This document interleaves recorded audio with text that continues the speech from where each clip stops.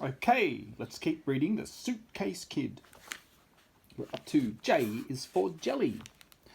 I was ill the very next time I went to Dad's.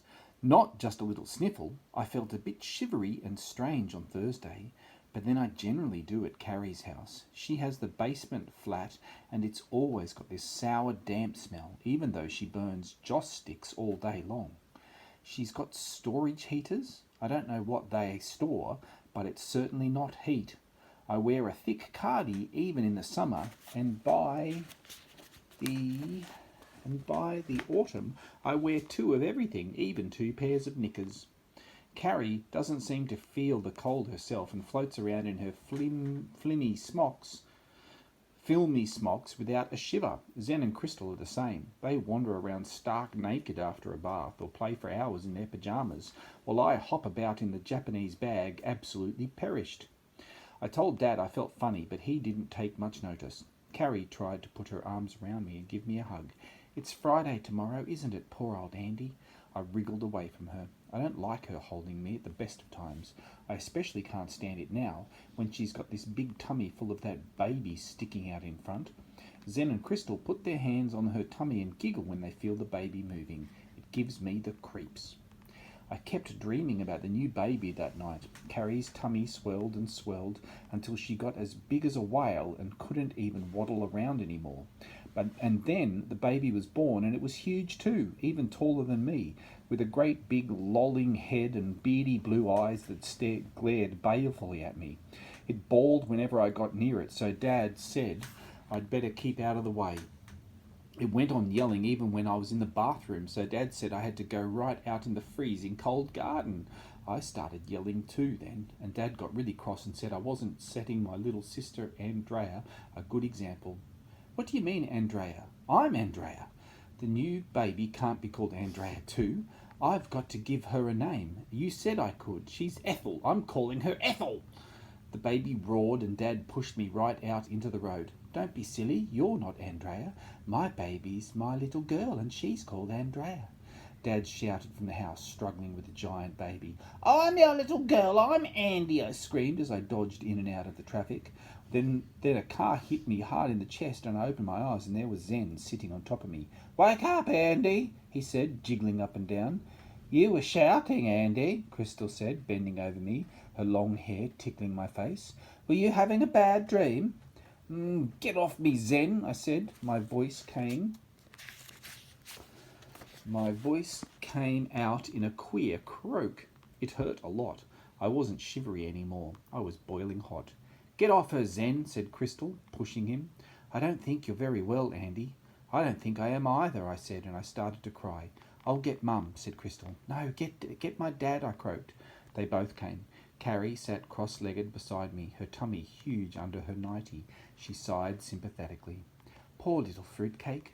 Friday always makes you feel bad, doesn't it? She said. Would you like me to show you the relaxation exercise I do at my childbirth class? It really helps stop you feeling tense. She's not feeling tense. She really is ill, said Dad, his hand on my forehead. She's got a fever. Feel, Carrie. I squirmed away from Carrie's cool fingers and clutched my dad. My throat hurts, and my head, and my neck, and my arms, and my legs, everywhere hurts. Oh, Dad, will you stay off work and look after me? I begged. My poor old Tuppeny. Yes, you've got a nasty sore throat. All right, no school, but Carrie will look after you. I want you, Dad. Now you're being silly, said Dad, but he didn't sound cross. He ruffled my hair and hugged me close, and to my amazement, he phoned his office after breakfast and told them he was taking a day's leave. I can't help it if it's not convenient, he said. My little girl needs me. I was really glad I had a sore throat then, even though it hurt so much.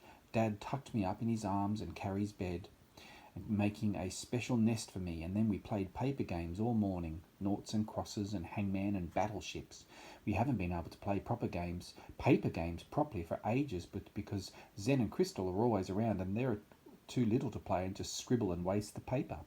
Carrie made this bean casserole thing for lunch, but the only sort of beans I like are baked beans out of a tin, so I wouldn't eat any.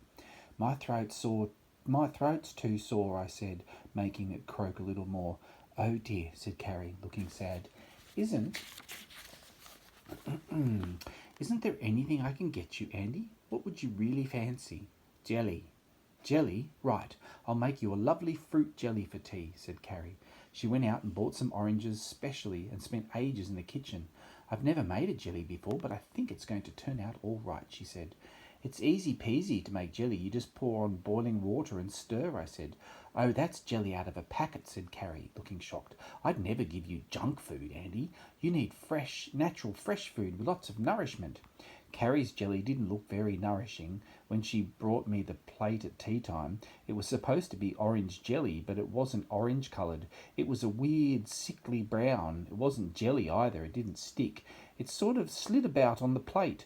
Radish was quivering in my hand, ready for another glorious jelly glut, but when she saw it for herself, she jumped back into my pyjama pocket, her ears drooping. Come on, Andy, eat up your nice jelly, said Dad. Isn't Carrie kind to make it for you specially? I'm not really hungry now. Don't be silly, Andy. You've got to eat something. I feel sick. Now don't start. But I did feel sick, and it wasn't just to do with the jelly. Mum was due to come and collect me, and I knew there was going to be trouble. I lay waiting. I heard my Uncle Bill's van draw up outside. I heard Mum's footsteps and then a tap of the steps down the basement flat. I heard the door knock up, then I heard the quarrel.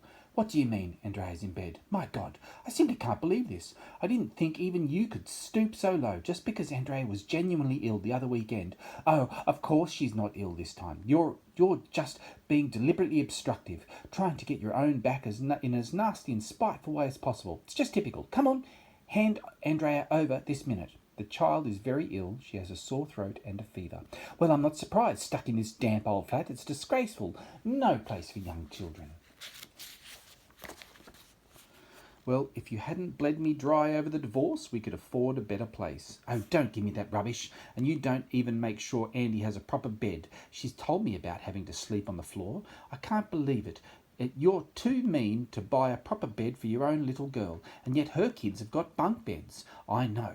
Well, if Andy really is ill, then I insist she comes home with me where I can nurse her properly. Andrea, where are you, darling? It's Mummy. I've come to take you home with me.